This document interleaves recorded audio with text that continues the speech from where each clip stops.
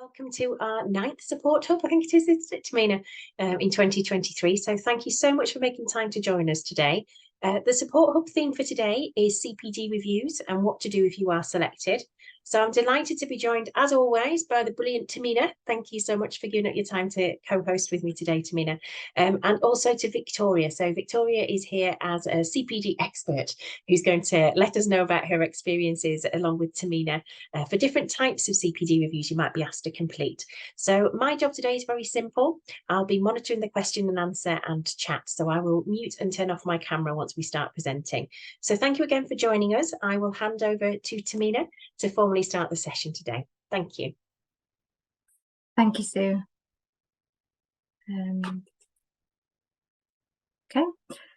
So we'll start off with giving you a little bit of an overview of what we'll be covering in today's session. So a little bit of a background on what CPD is, a little bit on some examples of CPD and what to do if you've been selected for a CPD audit, and how to reflect. Did we want to put a poll up, Sue? I don't know if you can see the poll. Let me have a look. I can't see it on mine at the moment. Can you see a poll on your options under view options or at the bottom? If not, we can incorporate it into the questionnaire we send out afterwards if we can't see it on here. The other thing I wanted to just check was whether this was had started recording. Yeah, it is. It's definitely recorded. Yeah. Okay, thank you. Okay, so what exactly is CPD? It's not just about attending formal courses. It can be any form of activity where you're learning and developing. That might include things like work-based learning, for example, reflecting on experiences at work, looking at feedback that you've got from service users, or being a member of a committee, for example. It can involve professional activity. So if you're involved in a professional body, so you might be a member of the IBMS, attending sessions like these, giving a presentation at a conference is also classed as a professional activity. It might be formal education as well. So you might be going on a course, completing a qualification, or carrying out some form of research, as well as self-directed learning, which could be whether you're reading articles, so if you receive the Biomedical Scientist magazine every month and read something and reflect on that, any journals or books that you might be reading to kind of develop your knowledge and further your experience. But your CPD needs to include how you kind of make changes to the way you work, how you improve the service that you provide. This doesn't mean that you have to make drastic changes to how you work. Some of the CPD activities might mean that you continue to work as you did before, but you're more confident in working effectively, and others might help you gain new or improved skills that help you to make changes to the working practices. Ideally, you should try and aim for the CPD activity to benefit your service users. And a service user is defined as anyone who uses your service or is affected by your work. So if you're in a lab, you need to think about who your service users are. It could be the clinicians, doctors, nurses, but ultimately it's the patient at the end of that process. And say, for example, if you're an academic and you're working in a university, your service user will be your students. So how is the work that you're doing benefiting your students ultimately? So some examples of CPD, you might already be involved in some of these, are things like verifying portfolios. So if you're an IBMS external verifier for registration portfolios, you can include that as CPD, as long as you're able to extract what you've got from that experience and you're able to reflect on what you've learned and how you're going to improve the service that you provide. Alongside this is examiners for specialist portfolios as well, another example of CPD. If you're working in a lab and you're introducing a new method or an assay, for example, and you're involved in validation and verification of the method or the assay, that is counted as CPD as well, as long as you're able to, again, reflect on what you've learned from that experience and how it's improved the way that you work. When it comes to delivering training to trainees, you can use that as CPD as well. We know that everyone learns in a different way. So if you've had to adapt your training technique when you're delivering training to someone, and you've had to adapt due to maybe either your training style or the learner's style, you can reflect on that and talk about how you've had to adapt your technique and how it's improved the way that you work and deliver that training. Competency assessments also a form of CPD. So if you're working in a lab, you will be used to completing competency assessments on a regular basis. That can be used as a form of CPD as well. If you're involved in UCAS assessments, so preparing for UCAS, looking at documents, reviewing them, approving SOPs, that kind of thing, again, all a part of UCAS. If there's any findings that come out of a UCAS assessment, and you've been involved in correcting those findings or putting actions in place, again, a form of CPD, as well as journal-based learning. So if you're reading journals, articles and things like that to try and find out a bit more or gain more knowledge in an area that you're interested in, reflecting on that and writing about how you use that learning to improve the service that you provide or the way that you work, counted as CPD. And I mentioned earlier about writing new SOPs as well. You're looking at a process, you're reviewing it, seeing whether it works well, what else can you do, like tweak that process to make it easier perhaps. Again, another form of CPD.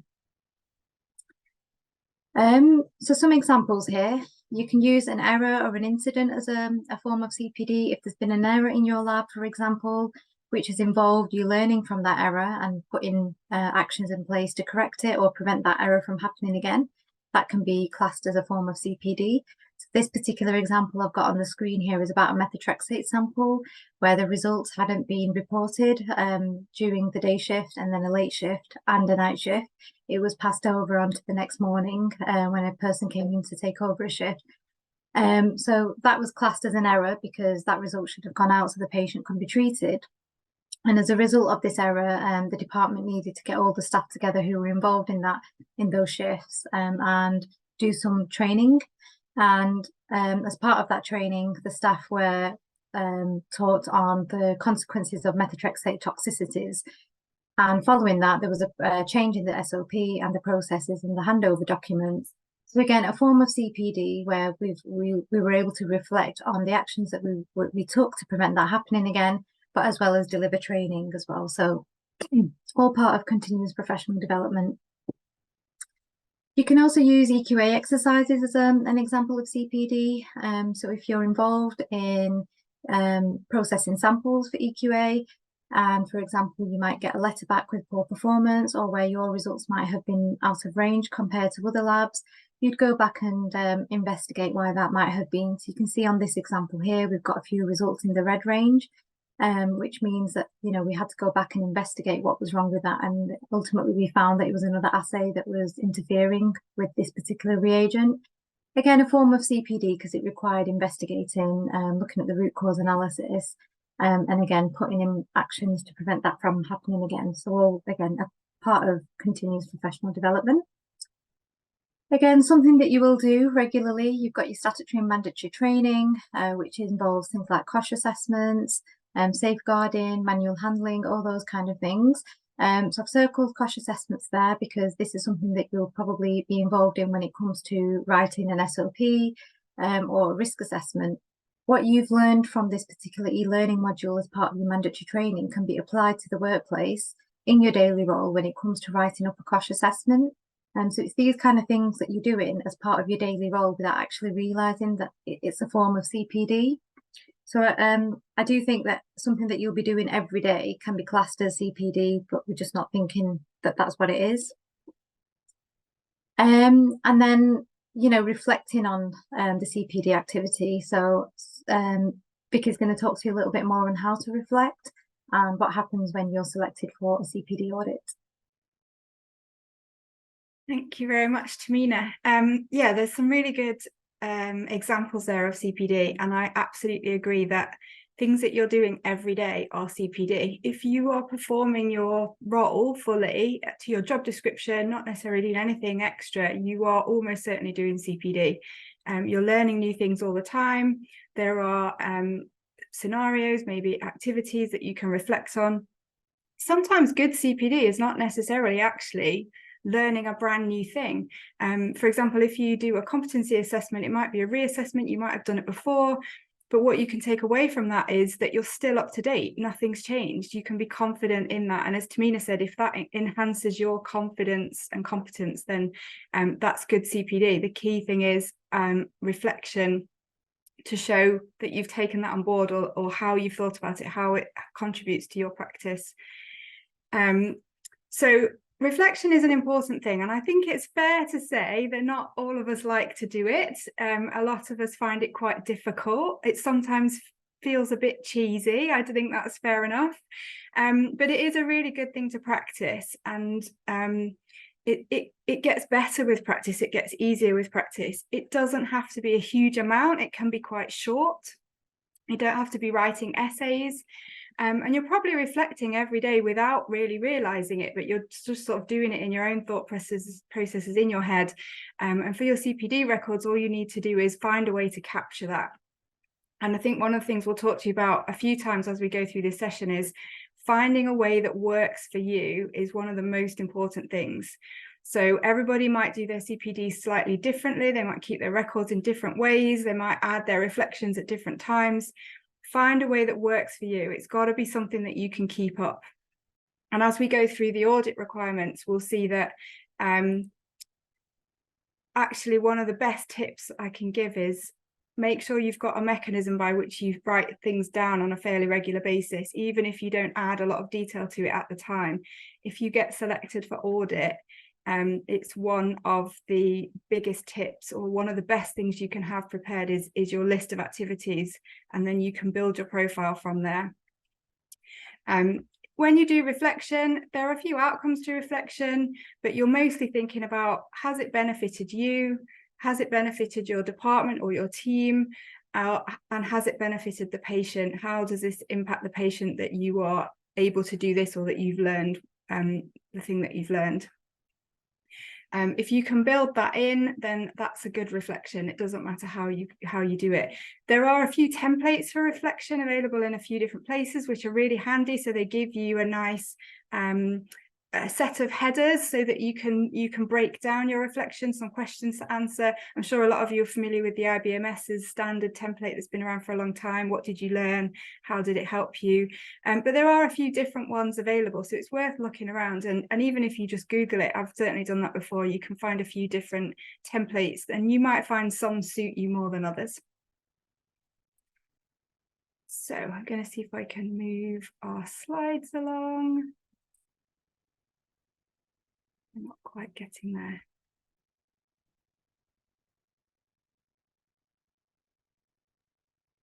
I can try for you. If you can, that would be great. Thank you. So we're at the time of year for our HCPC renewal. Hopefully everybody is aware the window is open. You might have renewed already. If not, you've got until the end of next month. You might have been selected for CPD audit. I certainly know of a few people in my labs that have been selected. Maybe you've been audited in the past. If you haven't, you're likely to be audited at some point in the future. So we're going to have a look at what happens if you're selected for audit. I am lucky enough to have been audited twice by the HCPC, 2 times in a row, in fact. So if you get done once, it doesn't necessarily mean that you won't get done again. But you might also be audited by other bodies. So obviously there's a HCPC requirement. We're all HCPC registered biomedical scientists. CPD is part of our expectations. If you are a chartered scientist, you might be audited by the Science Council. I am lucky enough to have been audited by them as well, and Tahmina has been selected recently too. So we're going to talk to you a little bit about the Science Council process. And CPD might also come up in a UCAS assessment visit. CPD is mentioned in the ISO 15189 standards. It is not necessarily likely that they'll single one person out and do a full audit, but you might be expected to talk about how the laboratory supports CPD, and sometimes there's an expectation for the laboratory to demonstrate how they support CPD. I'm just going to quickly mention this one a little bit more here before we move on, and then we'll focus on the HCPC and the Science Council. In the ISO 15189 standards, it does talk about CPD and that the laboratory is expected to be able to demonstrate that they support CPD. Now, I've heard a few discussions and conversations on this over the years. It doesn't necessarily mean that the laboratory is responsible for making sure all their staff do CPD. If we're registered professionals, we are responsible for our own CPD. But the laboratory is expected to provide an opportunity for CPD to make sure that CPD is available. But this doesn't necessarily always mean that they must run lunchtime talks or have get lectures in or do a journal club. All of those things are fantastic if you have them in-house. But just providing the opportunity for learning and making sure that people are up to date is part of CPD, as Tahmina has already explained. So being able to demonstrate how the laboratory makes sure training and competency are up to date, for example, is part of demonstrating that there's support for CPD. Being able to encourage staff members to reflect if you've been involved in a new task or some training or maybe an incident or an audit, some of the examples that Tahmina has given. If the laboratory can show that they are encouraging staff to think about those things as CPD and reflect, then that's all part of the requirements. It doesn't necessarily mean providing a formal structure. So moving on to the HCPC audit. This is lifted straight from the HCPC website. So every time we renew our registration, we are signing a form to confirm that we continue to meet the HCPC standards. So the standards of proficiency are the first thing that come to mind there. When we sign that declaration, we are saying that we are still meeting all of those standards. And that includes CPD. So CPD is mentioned in some of the standards of proficiency, but the HCPC also have some specific standards for continuing professional development as well, and we'll look at those in a second. For each renewal window, so every 2 years when we renew, 2.5% of the profession are randomly selected for CPD audits, and they'll be sent a letter. So instead of the renewal letter, you get a letter to say you're going to be audited. So if you're being audited this time around, you should already know. If you haven't received either a renewal letter or an audit letter, then check that your details are up to date on the HCPC, on your HCPC account, because they might not have the right details, but they do email and text these days. So hopefully you've received one of those things. So looking at the HCPC's standards for CPD, there are 5 standards. The first 4 are here. They're very straightforward. When you read them written down like this, it's not too complicated. Number 1 is you must maintain a continuous and accurate list. So some way of keeping a record of what CPD activities you have been involved in or undertaken. The second standard is that you should be able to demonstrate that your CPD activities are a mixture of different things. So we don't want to see a list of just 12 journal-based learning quizzes for a year. It should be a set of different kinds of things. The third standard is to make sure that your CPD contributes to the quality of practice and service delivery. And also number 4, to seek to ensure CPD benefits the service user. And again, this comes back to adding some reflection into CPD activities. How has this been useful for you? How has this been useful for your service? Or how has this been useful to the patient at the end of the process? And then the 5th standard is that you must provide a written profile upon request to demonstrate that you have met those CPD standards. And this is where the HCPC audit comes in. So if you're selected for audit, there are a few resources that you can get to. If you haven't been on the HCPC website in the last couple of years or so, I would highly recommend a visit. It's hugely improved on the way it was certainly when I was a bit more early in my career. There are tons of really good resources on the HCPC website now. So if you click on the CPD menu, there's a whole set of web pages that take you through what is CPD. There's a big list of suggestions, a bit like those that Tahmina has given you, of what you can use for CPD. And there are pages on CPD audits and how to complete the profiles. There are also some videos on there that talk about what CPD is and how to complete a profile. So there's loads of resource and information for you to have a look at if you want to. If you click onto the CPD section of the website, you'll see resources, which I've just picked out a couple here. What happens if you are selected for audit? So there's a whole set of information there about what the audit looks like and what you have to do, and then specific information on how to complete the CPD profile. So unfortunately, it's not as straightforward as just providing the list of things that you've done. but there's a lot of information on this HCPC website to show what you need to do to complete it. And the profile that you have to submit looks like this. There's 4 bits required. So the first bit is your practice history summary. So this is very short, 500 words. This is essentially describing what is your role, what do you do, what kind of things are you involved in. The HCPC website also provides some example profiles, and you'll see on there is a selection, so there's different levels. So the CPD you're expected to provide very much depends on your role. So for example, a newly qualified biomedical scientist wouldn't be expected to have the same sort of CPD profile as, say, a senior or a lab manager.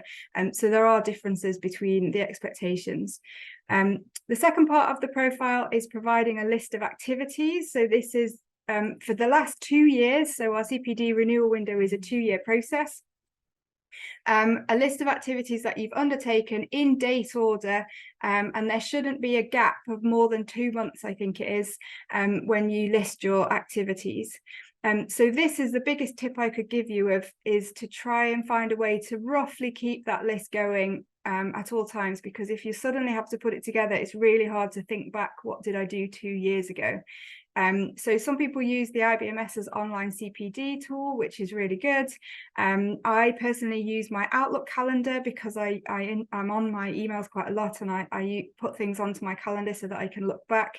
I have a colleague that used to use the IBMS diary, so they didn't necessarily use that as a kind of an ordinary diary, but they just had it to hand around the lab, and they would write in things that they had done that counted for CPD on the dates across the book, and then topped up reflections and evidence later on. So keeping a list of activities is a really good thing to do, and find a way that works for you so that you actually do it. The next part of the profile is the biggest bit, and this is a personal statement. It's 1,500 words, and this is where you need to demonstrate how your CPD activities have met those standards that we just looked at. So most statements, and I think the example profiles that are on the HCPC website encourage you to break that statement down and list or talk about your CPD activities against the 4 standards. So what have you done? How can you show it's a variety of different things? Can you show it benefits you? Can you show it benefits the patient? And you'll be expected to pick a small number of activities out of your list and reference them in your personal statement to say specifically what activities demonstrate what things. You'll also then be expected to provide evidence of some of those activities, not everything in the list, but you have to pick, I think it's around about, they say sort of 6 or 7, or you can select a few more if you want to, and you'll have to provide evidence of those particular activities, so whatever it might have been that you've chosen. So this is where you can go to find some sample profiles. It's a really, really useful resource on the HCPC website. When you click on that sample profiles link on the page, you will find a sample profile for a BMS, I think a senior BMS, a lab manager. So there's some different levels there for you to have a look at, and that's a really, really helpful thing. When I put my profiles together, I certainly looked at those and tried to emulate what was in there. So I'm going to hand you over back to Tahmina, who's going to talk to you a little bit about the Science Council's audit process. Thank you, Vicky. Okay, so with the Science Council, I've recently been selected to demonstrate my CPD as well and how I've maintained it.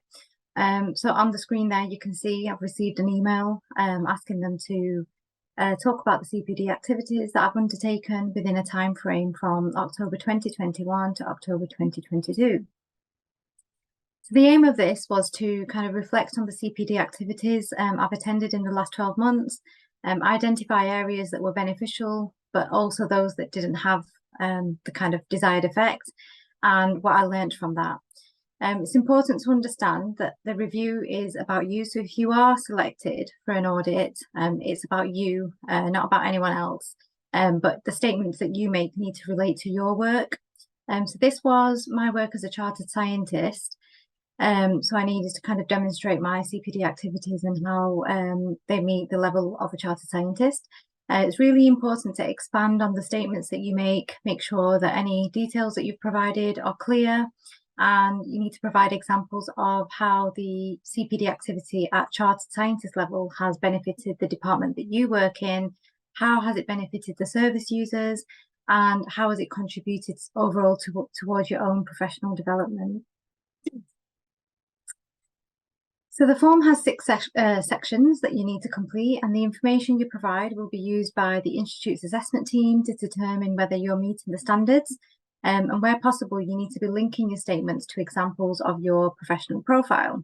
So the section 1, this is titled Professional Profile, and in there you need to write a summary of the past year. Include any reference to CPD activities that have specifically contributed towards your professional development. You can include examples of training courses and qualifications that you've completed as well. So to give you an example, for my recent CPD audit, for the professional profile, I had just stepped into academia. So I kind of wrote a little bit about my previous role in the pathology lab as a training manager. But then I also talked a little bit about that transition as I stepped into academia, and sort of, you know, how I pulled in my previous experience into my current role. And any sort of qualifications that I was completing at the time to support me in my role. So at the time I was completing PGCAP, so it's Postgraduate Certificate of Academic Practice. And I used that as an example to demonstrate how I'd stepped in from my previous role into academia and how the qualification was supporting me in lecturing and supporting my students who are my service users.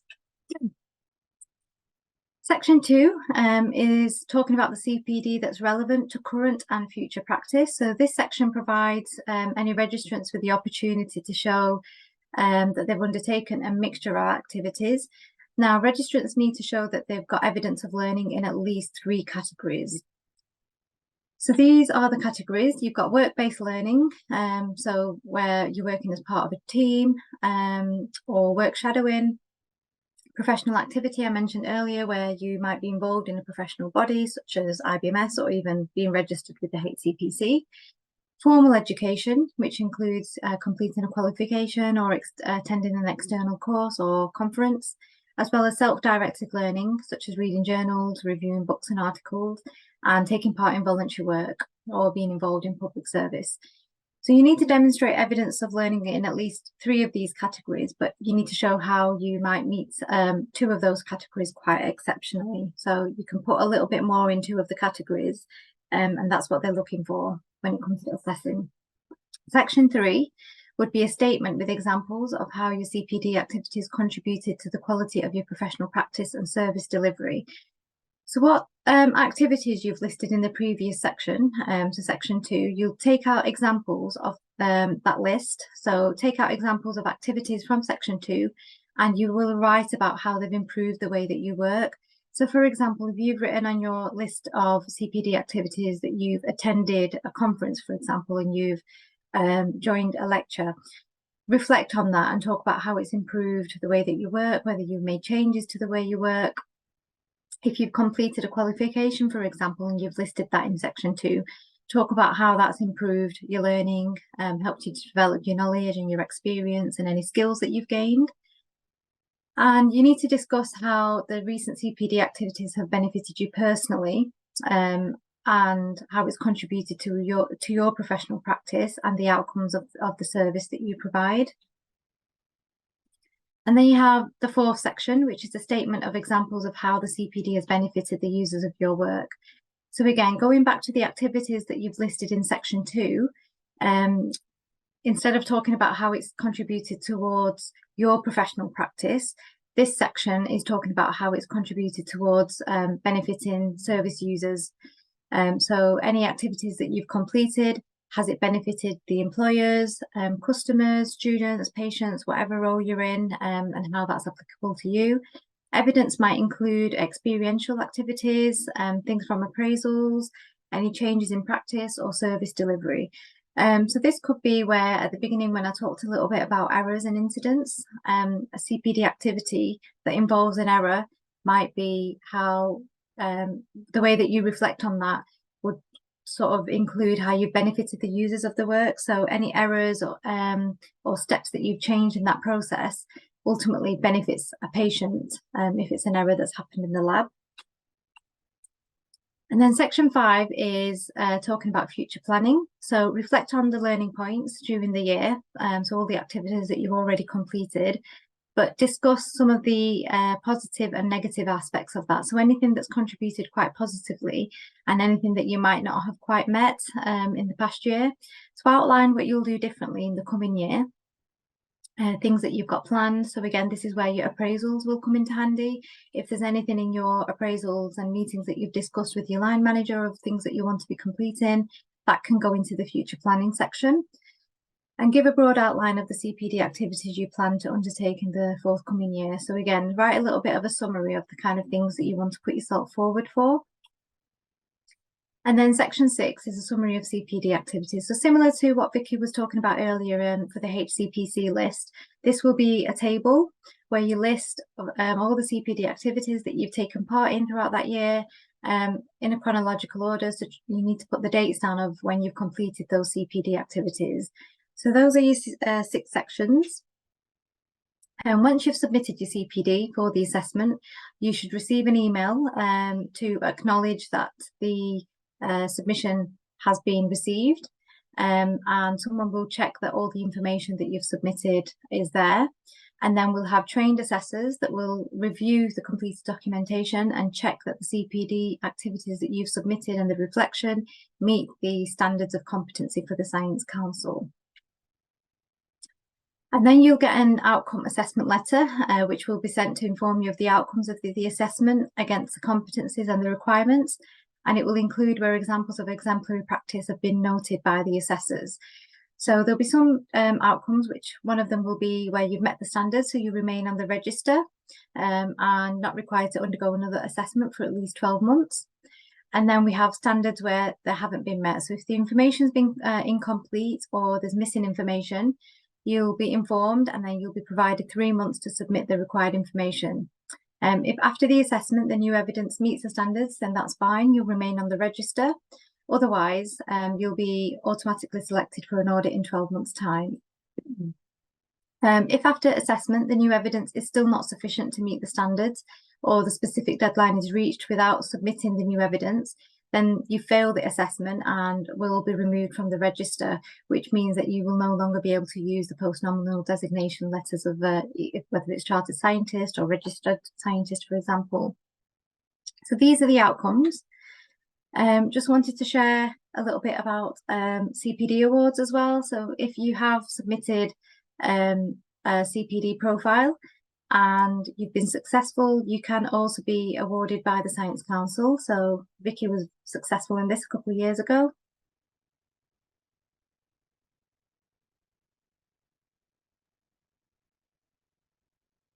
So I want to know if you want to talk a little bit about your experience, Vicky, with the awards and your submission. Yeah, I mean, it was a bit of a surprise to get selected, and after I put the profile together, I didn't really think any more of it. I submitted it. I got a little bit of feedback, which was really good. And because the IBMS sort of facilitates the Chartered Scientist award, if you like, for the Science Council, there's a chap, Christian, at the IBMS who was really helpful. So I submitted my profile and he had a look at it, gave me a bit of feedback, and I was able to tweak it a bit. And then I sent it off and thought really not much more about it. And then it was really nice actually to get some feedback from the Science Council. They did kind of comment on what they liked, what they thought was good. And it was really nice to be recognised for having submitted it and kept everything up. So I think it's, I have to admit, part of me put myself in for that as well, because I'm a training manager. I thought I should be setting a good example for everyone that I work for and help with their CPD profiles. But actually it was also a really nice chance to get together with other people registered with the Science Council who aren't all biomedical scientists. They're scientists across the board, in all sorts of different industries and all sorts of different labs or different roles. not clinical, not pathology, not even healthcare, a lot of them. And that was a really interesting experience to find out what they do for their CPD and how they keep their records. And just to talk to them about their different roles was really exciting. So it was really nice to be invited to the evening and see what everyone else had been up to. I'm just quite nosy. I like to see what everyone else does. Thanks, Vicky. Yeah, so actually I was recently audited, and I had some good news as well during the IBMS Congress week. So I received an email from the Science Council to go to an award ceremony next month for also being recognised for my CPD. And again, like Vicky says, it's a really nice surprise to be recognised for that. You know, when you put that effort in to make sure that you've maintained your CPD. And again, just setting that example and you know, encouraging others as well to kind of maintain that. I was actually quite pleased when I got my email for the CPD audit. I was like, yeah, I've been keeping on top of it. But again, like Vicky said, just because you've been selected once doesn't mean you won't be selected the following year. So I do need to keep that up. Got a virtual round of applause there, Tahmina, from Oh. colleagues online. Thank you. They were applauding you. I'm applauding you both, I'm sure. There's a few things that have come out in the questions that Vicky and I have been answering as we've gone along. I wonder if we could kind of address those, and maybe if we can have a look, see if the poll is ready, if we can activate that at the end of the session before we finish. That would be nice if we get a feel from people about how they're feeling about CPD audits, hopefully better after the session that we've just done. So one of the questions, I think Vicky will have seen it, but just to give the answer so everybody knows the answer in case they didn't see it in the Q&A. A couple of people have asked about if within the 2-year time period that would be audited, they've changed roles several times. What should they do with that? Should they include all of the different roles? Should they talk about the most recent one? How should they approach that? So if they've had a few different roles during the intervening 2 years that they're audited, how should they approach their CPD? They should talk about everything, because the audit isn't limited to your current role. The audit is the last 2 years. So whatever you've been doing in the last 2 years should be incorporated into your CPD. That might mean that what you've been doing for CPD changed as you changed roles, and that's absolutely fine. It's all about what's available to you, what's appropriate. But the key bit is it's a 2-year window, and you have to demonstrate CPD across the whole of that 2-year window. You can't just suddenly do two years worth of CPD in a month and then submit that. You have to put a dated list, and they expect to see it happening continuously across the 2 years, no matter what your role. And in your statement, you could then say, oh, you know, in this time I've had these different roles. That's absolutely fine. Yeah. We've got a question that's just come in. Sorry, Tahmina, a question that's come in that's linked to that. If we could just follow that up. So Chinedu was asked, they've only been registered for less than 2 years. So I guess in that instance, they would say, I've been on the register for this period of time. This is my CPD within that. It's not the full 2 years, but this is why. Is that right? I think you don't get selected for a CPD audit if you've not been registered for less than 2 years. Am I right, Vicky? I'm sure I read that somewhere. Yeah, but I don't know if it's the same question that I'm looking at. There's a question saying, I've been HCPC registered for over 2 years, but only practice in the UK NHS. If you're registered with the HCPC, you should be doing CPD, whether you're working in the NHS or not.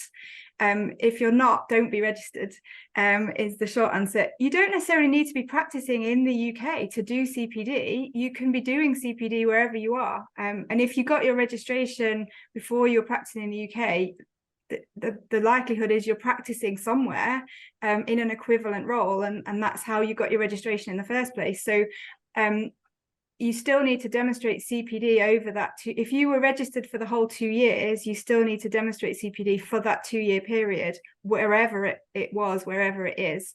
But it's a good thing to raise, actually, because I have had experiences of interviewing people who've come into the UK to get a biomedical scientist role. They've already got their HCPC registration. They haven't necessarily practiced anywhere else in the UK. That is not a problem. We're absolutely happy with that in the labs because we do training locally anyway. But if you've been registered, we do expect that you've been doing CPD, because that's one of the requirements of being registered. So sometimes we ask at interview, because we know someone's not practiced in the UK, we don't necessarily expect them to be able to say, oh, you know, I've done this or I've done that in these labs. But so sometimes in the interview, we'll actually ask, what have you been doing for CPD? Because you haven't had the opportunity to practice in the UK, that's fine, not a problem at all. But what have you been doing to keep yourself up to date? Because if you're registered, you should be doing that. So I hope that makes sense. I think that's a really good answer, Vicky. And I think the advantage of us all being a lot more online than we used to be is that those reminders are in your Outlook calendar, that you've had Teams meeting invitations or Zoom webinar invitations. So you know when they are. So you've got a record anyway, haven't you, electronically, that you can, like you said, if you've at least got that framework, then you can go back and add more information, can't you? So Absolutely. It's easier sometimes. Yeah. Yeah. I think it's also a good time just to say a good tip is, if you don't log into the HCPC very often, which probably most of us don't, do make sure your details are up to date with the HCPC, because they'll have your home address to send you things, but you can also choose for them to send things to your work address. But it's easy to change work address and not remember. And I've certainly in the past experienced people who've accidentally let their registration lapse because they weren't getting the reminders. So do make sure your details are up to date. If they don't get a response from the individual, they will usually then contact the manager of the lab where they work. But that again relies on the work address being up to date in the HCPC system. So if you haven't logged in for a while, go in and check that all your details are up to date. Tip, thank you. Tahmina, you were just going to say something. Yeah, I noticed in the questions earlier, someone was asking about moving out of the biomedical scientist role in the lab into a product specialist. And I can see that you've answered it and also mentioned that I can comment on that because I've been out of practice recently as well.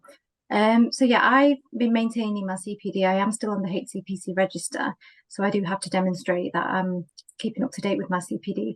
I think it's easier for me in the sense that although I am in academia and I'm not working on the benches in the pathology labs as such, I'm still lecturing students, so I'm still keeping up to date with, any changes, putting in the lecture content that's relevant to the students, so working on employability and that kind of thing. But I work really closely with employers as well, sitting on a number of committees. So we have a Greater Manchester Pathology Workforce, so attending those meetings, as well as lots of meetings that I attend with the IBMS, and all of that feeds into the role of a biomedical scientist, although in a different way rather than working in the lab. So for you specifically, I think because you've mentioned it's working with supplying products and applications to blood transfusion labs. So again, you'll be speaking with people who are working in the lab managers. You'll be discussing how the equipment that you're developing, for example, or any reagents and things, how they'll be used and adapted in the lab, and that ultimately benefits the service users, which is the people who are working in the lab using that product, and then ultimately the patients at the end of that process. So as long as you're able to kind of reflect on it and turn it back into how it's benefiting your service users, that's absolutely fine. Another thing I wanted to comment on as well, sorry Sue, was the feedback that I got back from the Science Council. I have other roles as well, so I'm leading on EDI with the IBMS, as well as the university that I work in. I've joined EDI working groups with the HCPC as well, and the National Pathology Workforce EDI, so you can bring in those aspects as well. And that is something that was noted as part of CPD, because EDI is huge at the moment. We've just updated our HCPC standards of proficiency. The portfolio's been updated. So it's about bringing those experiences into your CPD activities as well. I think that's a really good thing to say. It's a holistic thing, isn't it? So we tend to think about very lab-based professional development, but actually it's other things as well.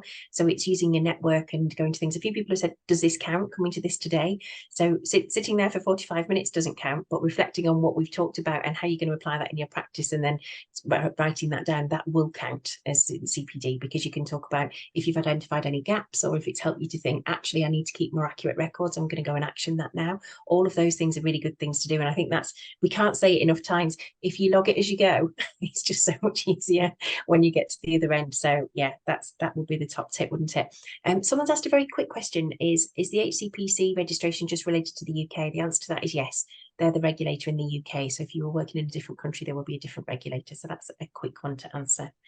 I've jotted down a couple of things that came in earlier. So similar to the one that was somebody had switched roles during the last 2 years if they were being audited, somebody who's out maternity leave or had a gap in being in the workplace. I think Vicky, you did answer that, but again, just for the benefit of everybody, have you had that happen?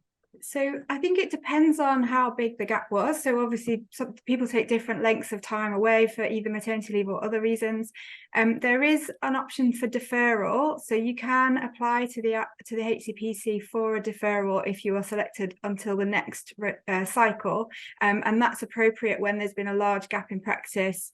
And it's done on an individual basis. So if you're selected, you'd have to then apply to the HCPC for deferral, and there's a way that you can do that online. However, this is individual dependent as well, but you can continue to do CPD when you're not in the lab. Might be a little bit much depending on why you're not in the lab, but that is a possibility. But provided you've got a good reason, an appropriate reason, the HCPC will accept gaps as long as you can justify what those gaps are for. I think sorry, I'll start my sentence again. The deferrals are, they're quite strict about the reasons for deferral. You can't just defer it because you want to defer it. But you can ask them for a deferral. But I think I've got a feeling I've seen somewhere that you can only defer once.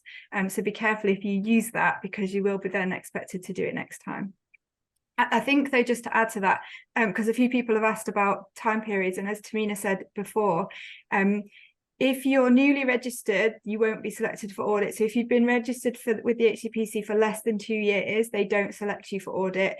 And also, if you're returning to practice, they say the same thing. If you've been and then gone through the return to practice route, they won't audit you in the first cycle either. So they do look at people only who should have a full renewal cycle under their belts before you get put in for audit. Thank you, Vicky. Well, that's really helpful. Did you want to add something, Tahmina? No, I was just going to check if I can activate the poll. Okay. Shall I ask you another question while you fiddle about, see if we can get the poll activated? One of the questions that came in was about how much CPD should you be doing, or is there a minimal amount a month, which is an interesting question, isn't it? There's no hard and fast rule about how many things you need to do, but thinking about the criteria that you've both explained for the different audits, they will expect a certain amount. So how should people balance that? So you might have a month where you don't do very much and then another month where you do more. So it's not exactly the same every month, but how would you approach that? With the HCPC, they do ask for minimum of 24 activities over a 24-month period. So it does work out 1 a month, but it might be that maybe you've done 3 in 1 month and then the next month has been pretty quiet. Maybe you've been on annual leave. They'll look at that. So if you've got a gap of maybe more than 2 months, then they'll probably come back to you and ask you to kind of demonstrate what you've done in that gap. When I submitted my one for the Science Council, I think I did have a gap of 1 month, but I was able to demonstrate 3 or 4 activities in other months before that month or after. I don't think there's a limit on how much activities you can do. No one's going to say you're doing too much. It's only for your benefit. List it all in the end where you've got to put a table in chronological order, but pick out the best ones that you can reflect on, the ones that have had the most impact. You might pick out a couple because they're linked to each other. So, for example, I might say I attended an EDI meeting with the HCPC 1 week, but the following week I met up with the IBMS EDI working group and they were linked, and reflect on that and what I've done from those 2 experiences to impact the work that I'm doing. So I wouldn't say don't worry if you've done too much, but if you're not doing enough, which is a minimum of 1 a month, then yeah, I think you need to pick up, log in your CPD activities and look in things that you can be getting involved in or being proactive. Thank you. Did you want to add anything to that one, Vicky? Similar advice? Yeah, sorry, I'm just furiously typing away at some of the questions in the chat. I can't do 2 things at once, so not. No. Yeah, I agree with Tahmina. I mean, things come and go, but I think it's about having a good balance and thinking about it as, I need at least a thing a month is fair enough. But again, if they bunch up and you get more 1 month and you have a quiet month, that's fine. I also think when I did my profile, I submitted a couple of things that I didn't put specific dates down, but I basically put a date range. So I'm trying to think. So for example, I meet regularly with our trainees who are doing their portfolios, and we do every few weeks we have a meeting. I put some examples of so we do little review sheets when we meet, so we've got evidence of what we've done, and I put some of those in as evidence for my CPD profile, and I put a date range in with those, so I didn't necessarily pick specific dates. So you might also do a course, for example, if you're doing something more formal, like if you do one of the certificates of expert practice from the IBMS, that goes from January to June. So you don't necessarily have to tie it down. But of course, if you've done something that's happened on a specific day, then you'll put the dates in. Even things like audits sometimes go on for, a couple of weeks. It can sometimes take a while to go through that process. So you can sort of use those to help spread out your activities as well. But trying to show that you've sort of always thinking about it. It's not been a last minute cram. It's definitely what they want to see. Yeah. So I guess from what you've described, the table at the back, which is all activities, is the breadth of what you've been doing. And then your examples that you pick out to talk about in your self-reflection and your written piece, they're the depth, aren't they? So they're looking for both. The poll has arrived, Tahmina. It's just appeared on the screen. I just thought, let me just press magically the done button it. to see if that works. So I just want to remind everyone, please don't press submit until you've answered all the questions. If you press submit after you've answered one, it won't allow you to answer the rest of the questions. So answer them all first and then press submit. Yeah, so we wanted to just ask literally 5 quick questions for people who are in the support hub today, just to find out who's in the audience today. If you've been audited already, if you haven't, are there any things that you're worried about? Do you feel prepared? So they're really, really quick questions. Some of them are selecting an answer. You can select more than one on question 2. And then for 3, 4, 5, 3 and 4, you can put in a short answer up to 200 characters. And then number 5 is just how you're feeling about it. So we're hoping that after the support hub and having a discussion and being able to ask us questions, you're feeling a little bit more prepared. But we thought it'd be really useful if you could answer those questions for us while we're in the support hub before we leave. So if you wouldn't mind just filling those in. Can you see the scores on the doors as they come in, Tahmina? Can you see how many people have answered? Yeah, I can see a lot of people have answered number 1. Brilliant. 50% who answered number 2, so just wait for those numbers to increase. Give everyone maybe a couple of minutes. Yeah, so Vicky and I can keep an eye on the chat while people are completing the poll. Is there anything else that's coming, Vicky? Somebody did ask about when do you hear about the outcome? So that's quite an interesting question, isn't it? So we talked a lot about getting ready and doing it, but what happens afterwards? Yeah, and there was also somebody asked about can you renew before submitting your audit? So just to pick up the timeline, if you are selected for audit, you will be told within 10 days of the renewal window opening, and you don't renew until you've submitted your audit. If you can renew, you haven't been selected for audit. So if you've had your renewal letter, you haven't been selected for audit. So you submit your profile within the renewal window, and then that's your renewal done when you've had your profile approved. Yeah, when and how we hear about the outcome, I was actually just looking that up. So you will hear directly back from the HCPC. They contact you. I've got a feeling it's within 2 weeks of submitting it, but I'm trying to find out where that's written down.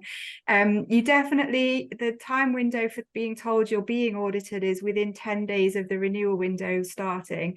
The time period for when you hear about the outcome, I think it's 2 weeks, and they contact you directly. So however you got told you were being audited is how you'll get told whether your audit was accepted or not.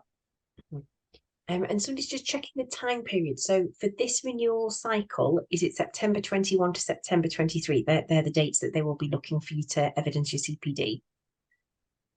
Yeah, for the HCPC. Yeah, so the 2-year cycle. I mean, you can, I think on mine, there's the month or two either way, because, the window is September to November. So depending on when you submit it, you might be including September, October, November, as long as you've covered everything. But yeah, we're looking at the two-year cycle window. Lovely. And Elizabeth has asked a question. She's given us some nice feedback, said it's been informative and interesting. How long does it take to do your CPD? So that kind of ties into the doing a little bit as you're going along, or you have to do a big rush job at the end, I guess, doesn't it? It depends on the activity, doesn't it? Yeah, I think it does depend on the activity, but I think, as Tahmina was sort of getting at, you're doing it without realizing it. The trick is writing it down that you've done something. So I have to admit, I personally don't really think about, I need to be doing CPD. I think about, I need to do my job. But in doing my job, if you're doing your job well, you're doing CPD. I almost guarantee it. I would bet money that I could talk to you and work out how you're doing CPD, unless you're walking around in your job with your eyes closed and and earplugs in, and you only do the same task every single day, and you never do anything else to help anyone, which is unlikely, I hope. You're almost certainly doing CPD. So for me personally, I try not to think about it so much of, oh, I need to do CPD, but for me the key is keeping something that is a bit of a list, a bit of a record. So for example, I use my Outlook calendar, I put things on there, even if it's not a meeting, I'll just put I've done this, and then I can go back to it. And periodically I transfer that onto an Excel list and put a little bit of reflection in there where it's appropriate, or something that was contained within the activity. The other thing is, you probably won't write down everything you do, because you probably do way more things. You have to pick. So yeah, okay, I might have done an audit a couple of months ago, maybe I didn't write that down, but that's probably fine, because there were other things that I've written down for that month. So it's not about trying to be perfect, I would say. I think sometimes as a profession as a whole, we get hung up on the process and it has to be exact. But I would say for this, make it work. Don't put it off because you're trying to get it perfect, because it's nothing harder than trying to figure out 2 years worth of CPD if you didn't have something, even if it's not like the perfect thing. So yeah, writing something down regularly is good. Yeah, I think, again, going back to Vicky's point of what it's part of your daily role. So just to give you an example of me working in a lab, and then one of my reflections on when I stepped into academia. So going back to when I was working in the lab, it's just a normal day in the blood transfusion lab. You receive a call from theatres, I need to activate the massive hemorrhage protocol right now. And, when immediately, you're saying to your team, we've got a massive hemorrhage going on, we need to provide blood right now. Or the team just drops everything, comes together to provide blood. And we did have a situation actually where we provide blood to another site. I think it was 4 units of red cells that we sent to them on a weekly basis. And unfortunately, they had a patient who was bleeding to death, and those 4 units weren't enough. So they immediately rang our lab and said, we need more units. We didn't have a contract with them that said that we would provide any more in that kind of situation. There was no manager around. I looked around and I was the only senior there, and I thought, oh my God, it's me. So I quickly got in touch with a transfusion practitioner, but also got the team to start preparing the units anyway. Yes, we don't have a contract, but you're not going to let that patient bleed to death because you don't have a contract. You're just going to do whatever it takes and then sort out the paperwork later. We had the head of the service come in, once one of the staff members had managed to get them in. At the end of the day, we managed to get that blood out. That organisation sent an email later to the manager to thank everyone that was working in the department on that day. We had a debrief at the end of it after a week, when everyone came together and talked about that kind of situation and what we would do in that situation again, because a senior might not have been in the lab at that point. It could have been junior members of staff, qualified, registered, but someone who might not have known what to do and might have just said, oh, we don't have a contract, I'm sorry. But, using that as a CPD, reflecting on it and talking about teamwork, communication, and the patient at the end of the day, a CPD activity, you might not think that CPD because it wasn't formal, it was just something that you was doing as part of your job. Moving on to a reflection that I did when I stepped into my role in academia. So one of the first modules I was given to lecture on was clinical immunology. Now, my area of expertise is haematology and blood transfusion, but it meant I needed to prepare, get my content together, and make sure I understood it. And I remember delivering that first lecture, and at the end of it, I had students say, I felt like you were going a little bit too fast, and the content was quite thorough and detailed. So based on that feedback, I went back and then stripped all of my other lecture content back to sort of basics, and then built on that knowledge as I went on to deliver more lectures in that topic. And again, a form of CPD, because I reflected on that, on the feedback that my service users, who are my students, gave to me, and did something that worked for everyone then. And again, you don't think of it as CPD, but that's what I put down as a CPD activity, because I reflected on it and made improvements to the way I work. I'm going to end the poll because I know it's 1 o'clock now. So we've got a mixture here. I might share the results, actually. Everyone can see that. Yes, yeah, there we come. See that? Yeah, yeah. Okay. So lots of experienced people on the call, which is great. Lots to reflect on. We've got 18% that have said that they wouldn't be ready for a CPD review. 44% have said they've got a partial record. 1% have said they're super organised. And we've got 26% that have said that they're good at keeping a record. So a little bit of a mixture. Thank you so much for joining us. Thank you to Tahmina and Vicky for all of your experience and expertise that you've managed to get across today. Hopefully that's been really useful to everybody. So we'll finish here, but we will pick up any questions that we've not managed to get to and send them out to everyone who's attended. So thank you very much for your time. Lovely to see you all online, and we'll see you for the next one.